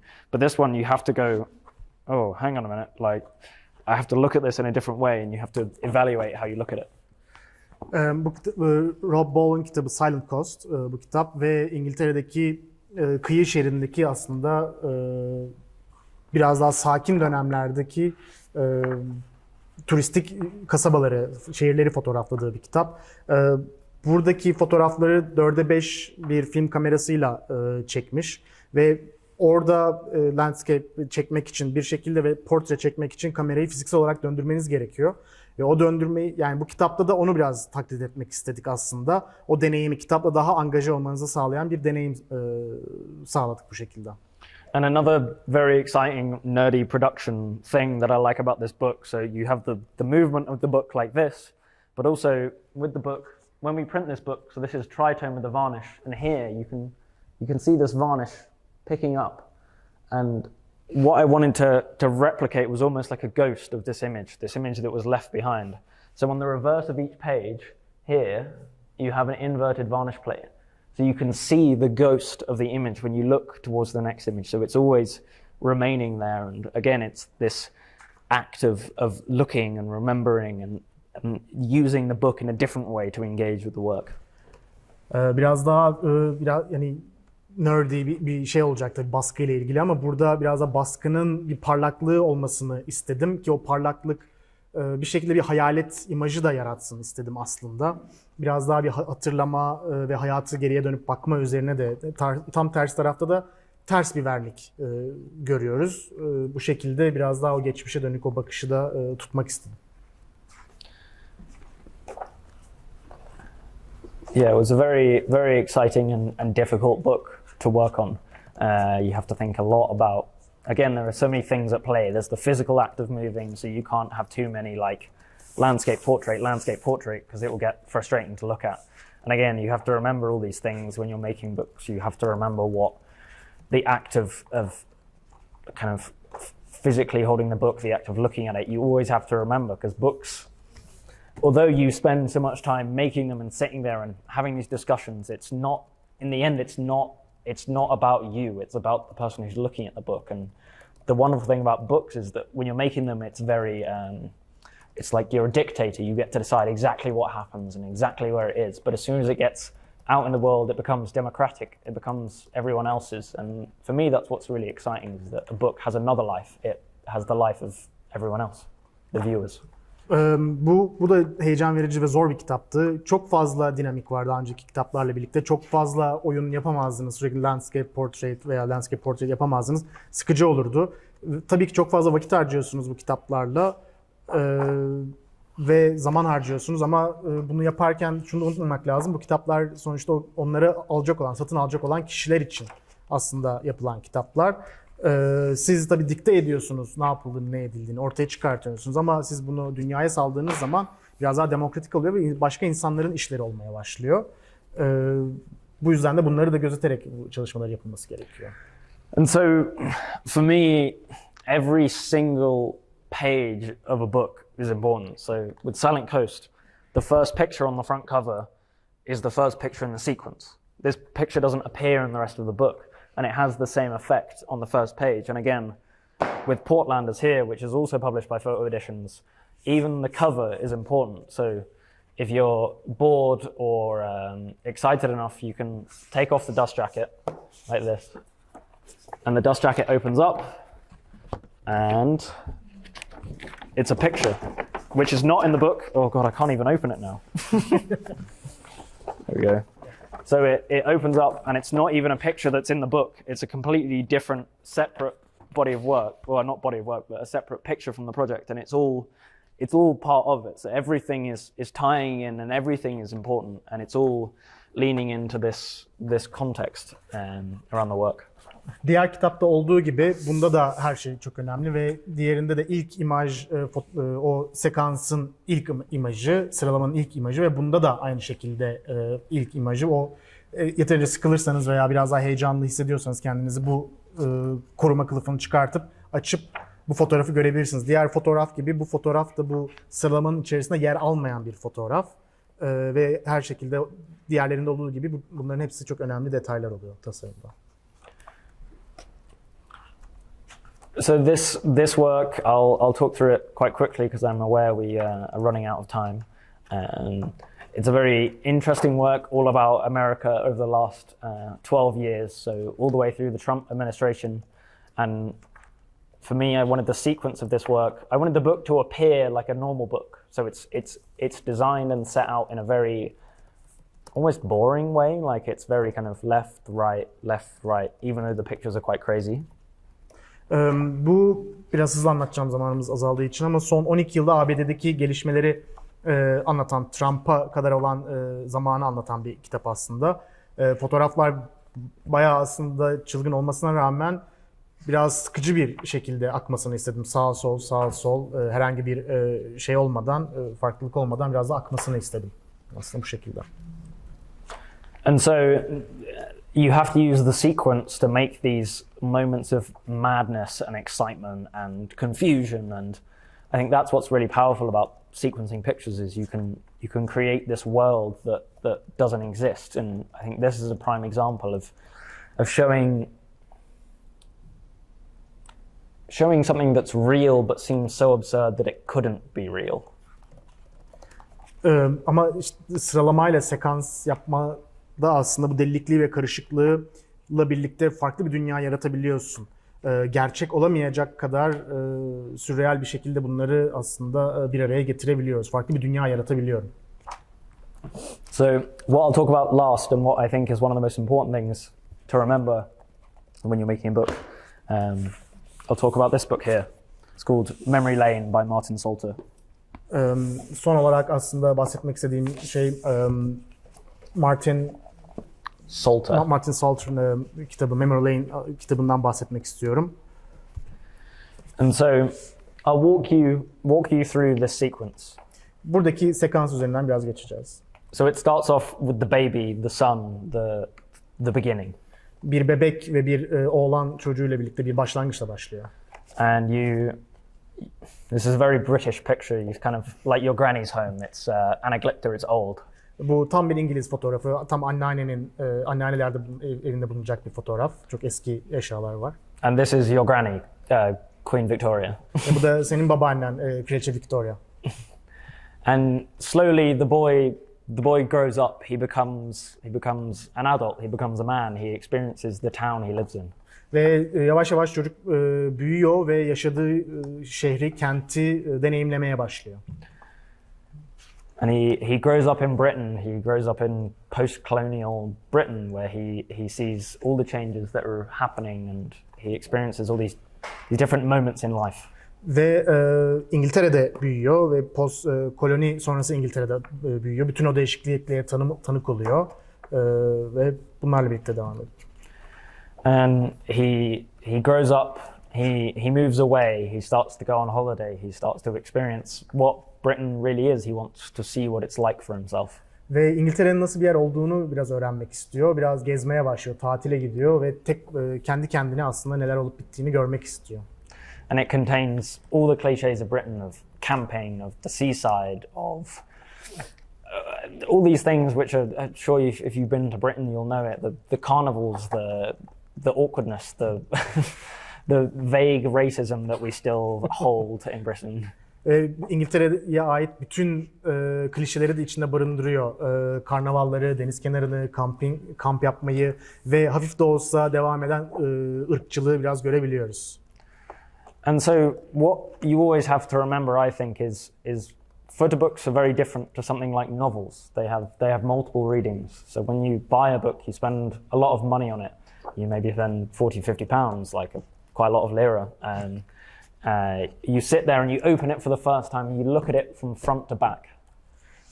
Şunu da aslında bahsetmek lazım. Fotokitaplar herhangi bir hikaye kitabı gibi veya roman gibi okunmuyor tek seferde başından sonuna doğru. Oldukça pahalı da kitaplar, 40-50 pound, bunu TL'ye vurduğunuz zaman ciddi bir miktar elde ediyor ama her seferinde ilk açtığınızda da farklı baktığınız her seferinde farklı bir hikayeyle karşılaşıyorsunuz. And you look at it from start to finish and you don't know what's coming first, you don't know what's coming second, and you don't know what's coming at the end. And it's all new to you. You experience it for the first time. You experience every page turn, every new picture. And you're really with it. You obviously know when you're starting to get to the end because the pages get thinner and thinner, and you can tell. But it's like reading a book. You don't know what's coming. There are highs, there are lows, there are joys, there are sadnesses. Romanlardan farklı olarak, yani romanlar gibi aslında ilk baktığınız zaman bir sonraki fotoğrafın ne olacağını tam olarak bilemiyorsunuz. Devam ettikçe aslında kitabın nereye doğru evrileceğini tam olarak bilemiyorsunuz. Tabii sonuna doğru geldiğinizi anlıyorsunuz. Kitap sonuçta incelmeye başlıyor. Ama bir romanda olmadığı gibi pek çok farklı şekilde deneyimleme şansını elde edebiliyorsunuz. Tabii ki diğerleri gibi inişleri çıkışları da var ama ne sunacağını her zaman bilemiyorsunuz. But then you get to the end and then you know. And the wonderful thing about photography books is that you return.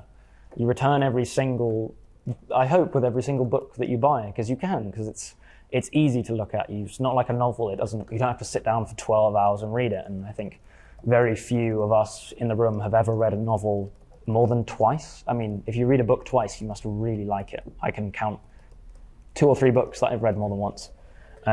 But photography books you return to over and over again. Foto kitaplarının en güzel özelliği ama tabii ki onlara tekrar geri dönmeniz, onları tekrar bakmanız.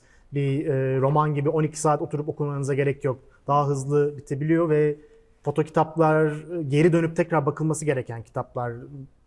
Pek azımız romanları birden fazla kez okumuştur. Ama foto kitaplarda ben okumadım. Ama foto kitaplarda tekrar okunması ve her seferinde farklı bir şey görülmesi hedefleniyor aslında. But then you look at it again, and when you look at it for the second time, the third time, the fourth time, you know what's coming. You know what the first picture is probably, probably know what the second picture is, you probably know what the last picture is, and you know where it's going.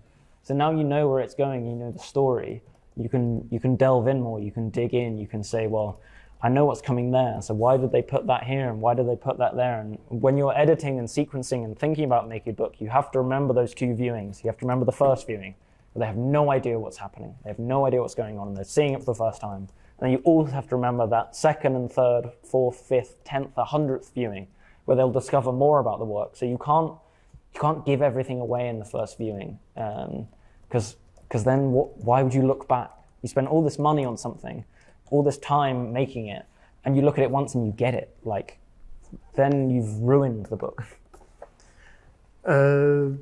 Ve ondan sonra ikinci kez kitabı açtığınız zaman aslında kitabın nereye gideceğini biliyorsunuz. 3. fotoğrafı, en son fotoğrafı belki bilmiyorsunuz ama nereye gittiğini biliyorsunuz ve bir süre sonra daha fazla içine girmeye başlıyorsunuz. Bu fotoğraf niye burada diyorsunuz. Daha fazla hangi kararı neden aldığını sorgulamaya başlıyorsunuz.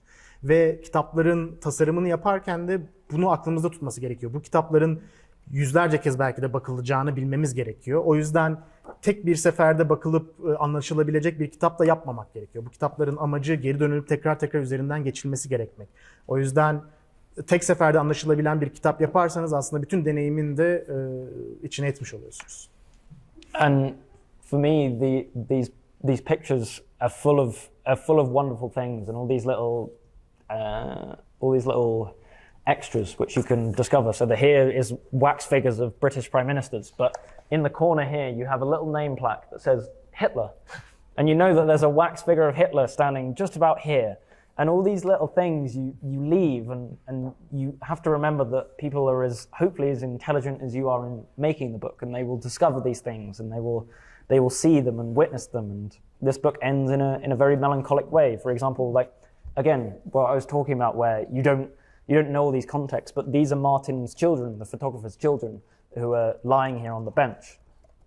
And then it's the family, and it all has to have context, and then it ends in this very British way, but someone's kicked the benches over. It's the perfect British scene, but again, some bastard has just kicked the benches over, and it's that little kick right at the end. Ve bu kitaplar çok güzel detaylarla da aslında dolu oluyor. Oradaki en son fotoğraftaki İngiltere'nin başbakanlarının olduğu fotoğrafın yanına baktığım zaman orada Hitler'in de olduğunu görüyorsunuz ve büyük ihtimalle o fotoğrafın diğer tarafında Hitler'in bir mumda şeyi var, figürü var. Ve bu gibi bunları bakarken tabii ki insanların sizler kadar zeki olabileceğini de düşünmek istiyorsunuz ve bunları bırakmak çok eğlenceli oluyor. Birazdan melankolik bir şekilde bitiyor bu kitap. O Martin'in çocukları. Ve tabii ki konteksti de biraz ne olduğunu bilmiyorsun ama onu hissedebiliyorsun. Konteks o yüzden çok önemli bu kitaplarda. Ve çok İngiliz bir şekilde bitiyor. Herifin teki oradaki bankları tekmelemiş ve bitirmiş. Yerle bir etmiş, oturulmasını engellemiş. Bu tamamen İngiliz bir hareket aslında.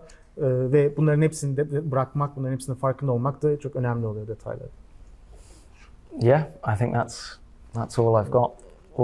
It's a good place to end at the end. Bence bitirmek için de çok güzel bir yer. Ben bu kadar. Perfect. Thank you. Çok teşekkürler geldiğiniz için.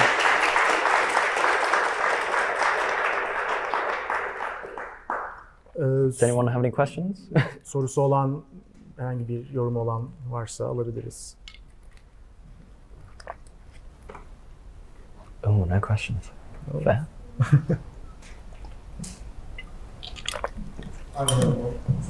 Yes. How to decide the size of the book? I mean, there's a lot of landscape photos, I mean horizontal ones and the vertical ones. Mm-hmm. So how do you end up deciding the size of the book? Yeah, I like the physical, like this bit, this size, this size. Yeah. I don't know, I'm nitpicking, but it's a big problem for me. So, Yeah. Kitabın boyutlarına nasıl karar verdiğini soran bir soru geldi. So, to answer your question, there are certain physical limitations. So, when you print on offset printing, like with a lot of these books, you have a big B1 sheet, which is 70 by 100 centimeters. And so within that, there's this is the kind of maximum size to get 16 pages out of. And then, unless you're going down to this size, you don't save very much money. So if you make it smaller or bigger, so these are the kind of two sizes. You see this fits here. So you can fit another book inside of this book. So there's physical limitations, but there's also size limitations in terms of the pictures, the content, and how you want them to sit on the page. So there's a lot of things that you're playing with, and I'll carry on once in your hands. Yeah. Ya aslında tamamen fiziksel bir bariyer var. Offset basarken B1 basabiliyorsun, 17 by 100. 17'ye 100 şeklinde oluyor ve daha demin gösterdiği gibi aslında o kitap oraya oturuyor ve çok da fazla bir şeyden tasarruf etmiyorsunuz ama imajlar da çok önemli, content içerik de çok önemli. Nasıl oturması gerektiğine de aslında biraz daha bakmamız gerekiyor ama fiziksel koşullar aslında bunun asıl belirleyicisi oluyor. So for example, this book here, I wanted it to feel quite like solitary and quite quiet. So there's a lot of space around the edges of the images where something like Bu kitapta biraz daha tek yalnızlık hissini vermek istedim. Fotoğrafların biraz daha etrafındaki boşlukla birlikte o yalnızlığı biraz daha vermek istedik aslında. Whereas a book like Alison's book, which is a work which I haven't spoken about, it's much more experiential, and the work is it's full of movement, it's full of excitement, and so the images, they bounce to different sizes. Sometimes they're full bleed, sometimes they're smaller. So I think it's it's very much like a visceral reaction to the work and the way the work, you want the work to be read as well. Because there is haptic, physical differences. So like if a book is too big, it's hard to look at. And if it's small, it's intimate. So there's all these different things which are at play, and you just have to try it and see what works best. Aslında üzerine deneyip yanılıp neyin işe yaradığını biraz daha görmek gerekiyor. Bu kitap üzerine konuşmadık ama daha dinamik bir yapısı var. Biraz daha içine girip çıkıyorsunuz. Diğer kitaptaki gibi değil. Daha tam sayfalar kullanılmış, daha ufaklar kullanılmış. Biraz daha aslında orada fiziksel bir yapı var. Kitapla kurulan bir ilişki var. Çok büyük olursa zorlanabilirsin, çok küçük olursa ona bakamayabilirsin. O tamamen aslında deneme yanılma yoluyla ve içerikle de alakalı.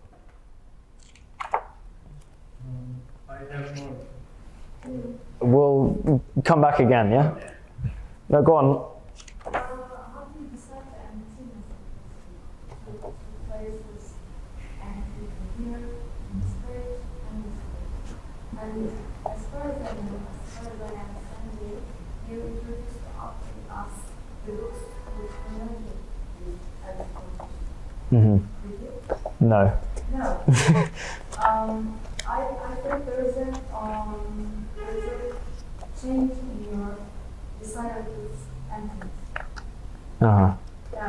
What do you decide this should be this page, the left page is sometimes empty, sometimes the right one. Mm-hmm. So how do you decide? Kitaplardaki bu boşluk kullanımıyla alakalı nasıl karar verdiğiyle ilgili bir soru geldi.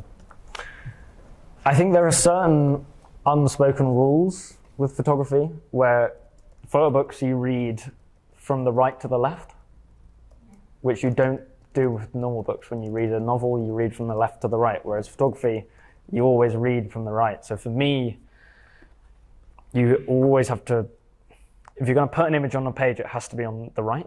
And I don't know why that is. I think it's part of the language of photography and the literature of it, but that's the kind of base instinct.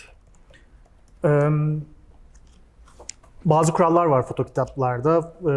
Romanlardan farklı olarak sağdan sola aslında bakılıyor kitaplarda ve o yüzden bir imaj koymam gerekiyorsa onu sağa koymayı tercih ediyorum. O yüzden bazı yani tam olarak da bilemiyorum, biraz da doğal olarak gelişiyor ama onu temel alarak aslında bu kararları veriyorum. But again, if you're putting an image on the left or the right, it's a lot of intuition, it's a lot of feeling, it's a lot of thinking. Maybe if you're pairing pictures, they might work together graphically or emotionally, or they might not work together, and that might be an important part of it, is you want images to fight and react in that way. So I don't know if there's any rules, and it's a bad answer, but like you can see, like all the books that I've made, they're not all the same, and there are kind of no rules. So you can do whatever you want as long as you can have an answer. Yeah.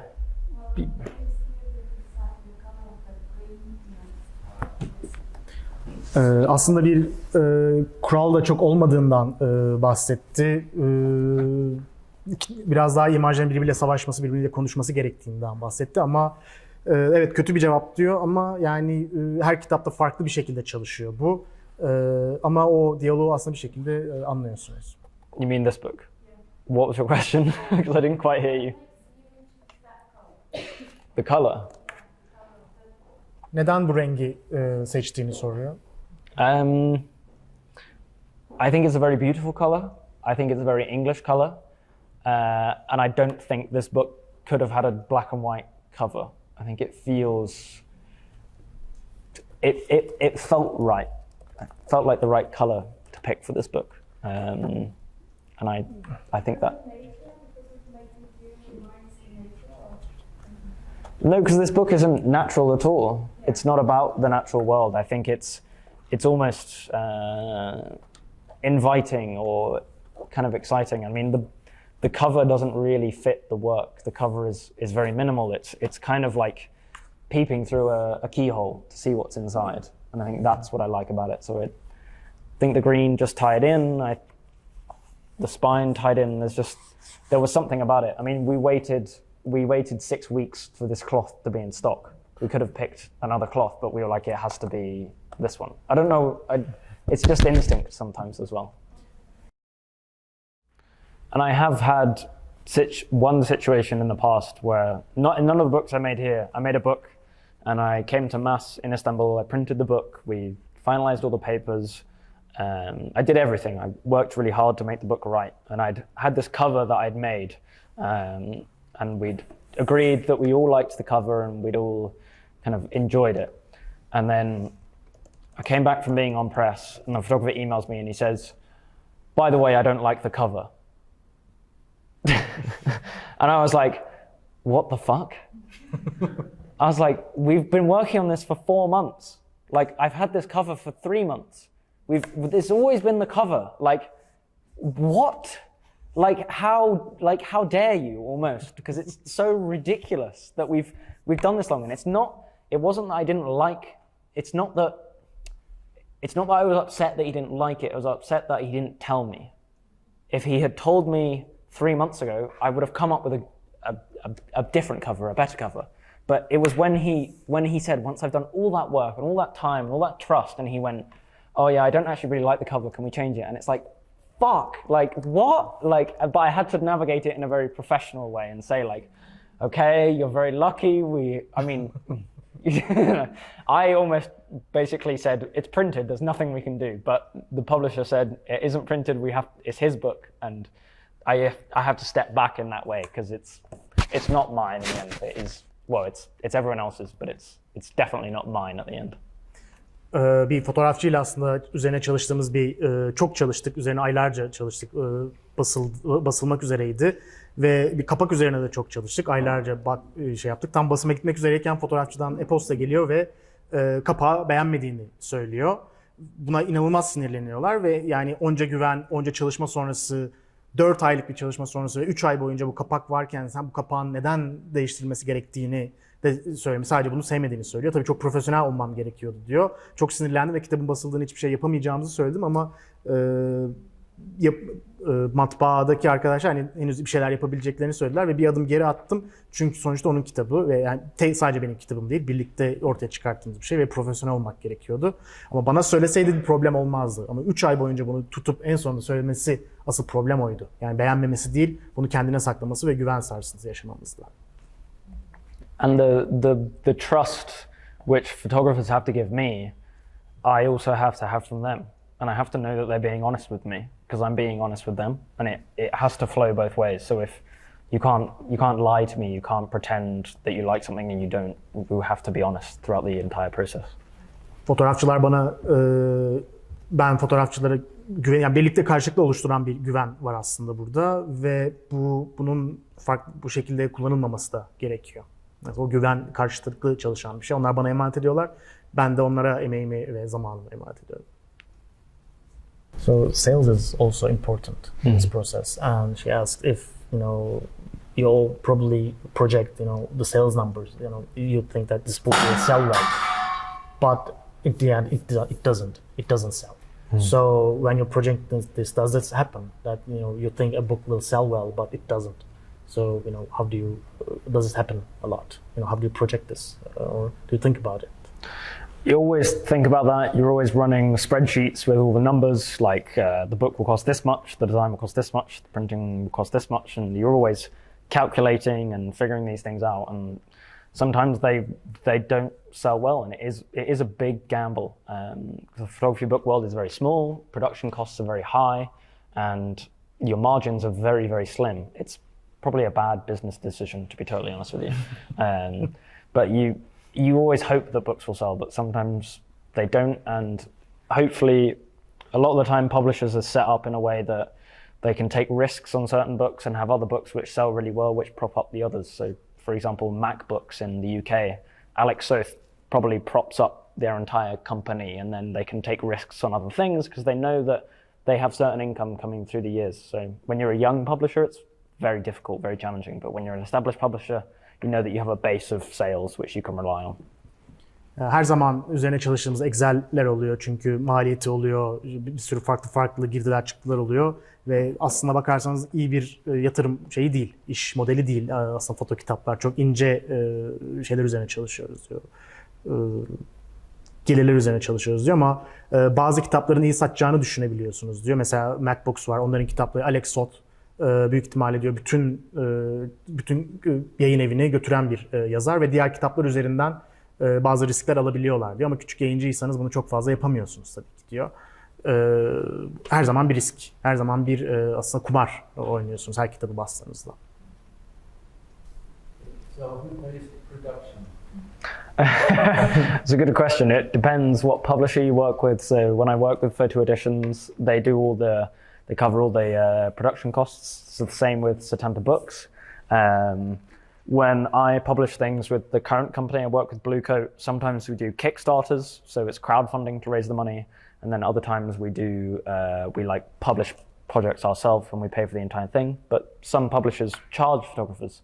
They charge photographers £15,000-20,000. I won't name names in a public space, but there are certain publishers which you have to be wary of because they will say, yeah, we'll publish it, but it will cost this much. And I don't know, I have issues about that.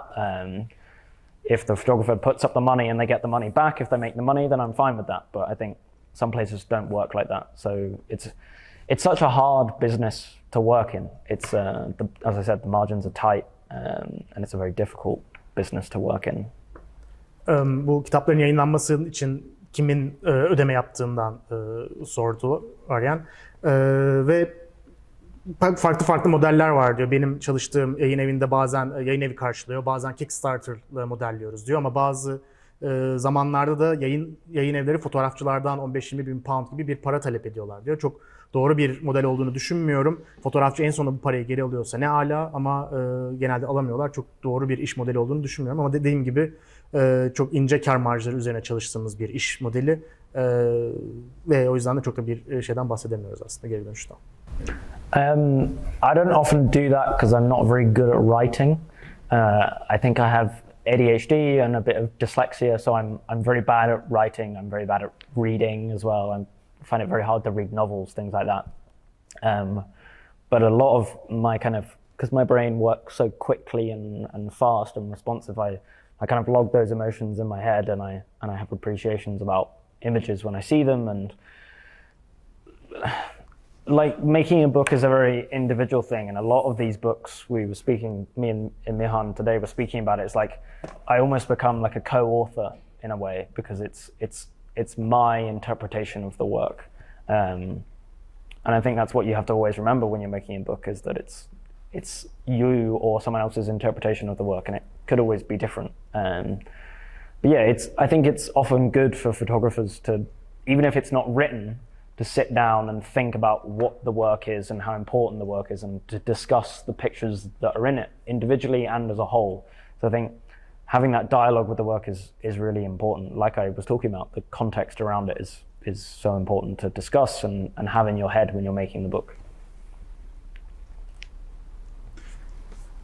Ya imaj ve tekst üzerine bir soru geldi. Soruyu biraz kaçırdım, kusura bakmayın.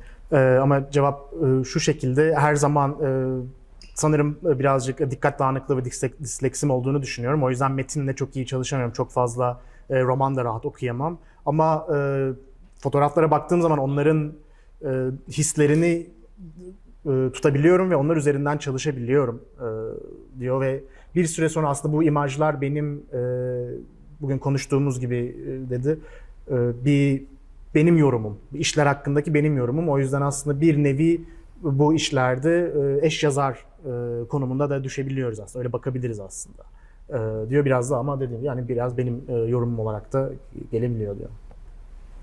So what I always do is I will send kind of screen ready perfect files to the printer, and they will do a wet proof where they basically do a big sheet like you would when you're printing the book, and it will have all the images on, and you will look at the proof and you'll say, oh well, they're all a little bit too green, or they all need a little bit more contrast, or they all look really good. And then I'll sit down with the printer on press and say, can we make these changes to these pictures based off the wet proof and these prints that we've made?